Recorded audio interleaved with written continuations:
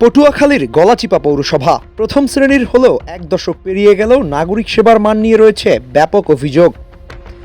বছরের পর বছর ভাঙাচোরা সড়ক, জলাবদ্ধতা, অপর্যাপ্ত ড্রেনেজ, বিশুদ্ধ পানির সংকট ও দুর্বল বর্জ্য ব্যবস্থাপনায় দুর্ভোগ পোহাচ্ছে পৌরবাসী। সরেজমিনে দেখা গেছে শহরের গুরুত্বপূর্ণ সড়কগুলোতে বড় বড় গর্ত, কোথাও কংক্রিট ভেঙে রড বেরিয়ে এসেছে, কোথাও কাদা পানি জমে গেছে, আর বৃষ্টি হলেই পানি জমে বাড়ে দুর্ঘটনার ঝুঁকি। বিশেষ করে সরকারি কলেজ সড়ক হতে সদর রোড ও টিএনটি রোডের বেহাল অবস্থায় প্রতিদিন ভোগান্তিতে পড়েছেন শিক্ষার্থী, রোগী ও সাধারণ মানুষ।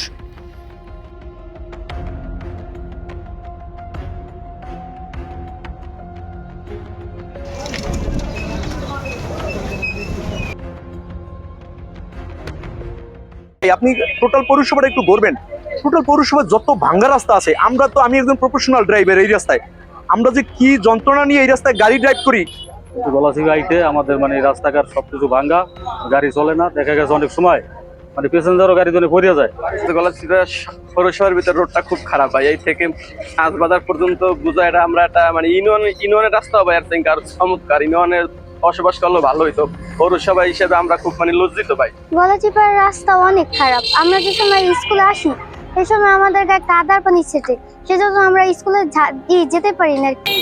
কলেজে যাওয়ার যে রাস্তাটা আছে, রাস্তার অবস্থা খুবই খারাপ। আমরা যখন কলেজে যাতায়াত করি তখন আমাদের কলেজের যে সাদা ড্রেস, ইউনিফর্ম, এটা সবসময় অনেক সময় আছে নষ্ট হয়ে যায়। এই রাস্তা তলাইয়া যায়, আমরা গাড়ি চালাইতে পারি না, অনেক দিন অনেক কষ্ট হয়। রিক্সা অ্যাক্সিডেন্ট হইয়া আমার হাত ভাঙিয়ে গেছে, এখন অনেক কষ্টে আছি। দেখা গেছে দোকানপাটে আমরা রিক্সা থেকে যাইতে পারি না, কোনো পরিবেশ নাই। পৌরসভার নাগরিক হিসাবে আমরা যারা আছি তারা আমরা রাস্তা সংকট, যেমন রাস্তা পাশে অপদস্থ এবং বর্ষা হলেই দেখা যাচ্ছে যে হাঁটু সমান পানি হয়ে যায়। বিশেষ করে আনন্দপাড়া যে রাস্তাটা আছে, বর্ষা হলে চলাচলের অনুপযুক্ত, এবং পৌরসভার ভিতরে অনেক রাস্তাই আছে যে অল্প একটু জলবদ্ধতায় রাস্তা ছয়লাভ হয়ে যায় পানিতে। অন্যদিকে ড্রেনেজ ব্যবস্থার দুর্বলতার কারণে সামান্য বৃষ্টিতেই আনন্দপাড়া, মুসলিমপাড়া, শান্তিবাগ, রতনপুর সহ বিভিন্ন এলাকায় জলাবদ্ধতা দেখা দেয়। টানা বর্ষণে কোথাও কোথাও হাঁটু পানি জমে বসতঘরেও পানি ঢুকে পড়ে। এতে জনজীবনের পাশাপাশি ব্যবসা বাণিজ্য ব্যাহত হচ্ছে। গলাচিপার মতো একটি ছোট্ট শহর অপরিকল্পিত হওয়ার কারণেই মূলত এই ঘটনাগুলো খুব অল্প সময় হয়েছে। আমাদের মাননীয় প্রতিমন্ত্রী মহোদয় এখানে দায়িত্ব নিয়েছেন, সরকারে আছেন। আমরা মন্ত্রী মহোদয়ের দৃষ্টি আকর্ষণ করব এবং উপজেলা প্রশাসকের দৃষ্টি আকর্ষণ করি, এবং আপনাদেরকে আমি আশ্বস্ত করতে চাই যে আপনাদের বিপদে আপদে সকল সময় আপনাদের আমরা ইনশাআল্লাহ পাশে থাকবো।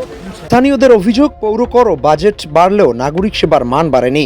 তবে পৌর কর্তৃপক্ষ বলছে এসব সমস্যার সমাধানে একটি প্যাকেজ প্রকল্পের প্রস্তাব ইতিমধ্যেই পাঠানো হয়েছে।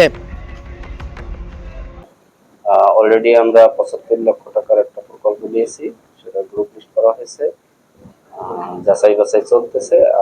আগামী হয়তো এক সপ্তাহ বা 2 সপ্তাহের মধ্যে আমরা এই প্রকল্পগুলো টেন্ডারে যাবো। তার মধ্যে গুরুত্বপূর্ণ হচ্ছে কলেজ রোড যেটা কলেজ থেকে সদর রোড পর্যন্ত, আর একটা হচ্ছে সিনেমা হল মোড় থেকে একদম পেদাকান্দার ওই মাথা পর্যন্ত, ওটাও গুরুত্ব সহকারে। এই দুইটা রাস্তা বিশেষ করে গুরুত্ব দিয়ে প্রায় 14-15টা প্যাকেজ দিয়ে একটা টেন্ডার প্রক্রিয়া চলতেছে। আমাদের খালটা যদি চালু হয়ে যায় তাহলে এটা থাকবে না, কারণ খালের সুইচ গেটের কাজ চলমান। সুইচ গেট পুরোটা চালু হয়ে গেলে পানিগুলো নিষ্কাশন হয়ে যাবে, আর এই সমস্যা মোটামুটি যে ড্রেনগুলো আছে সেগুলো পরিষ্কার করা চলমান আছে। আহমেদ হাসনাইন খান, গলাচিপা সংবাদ।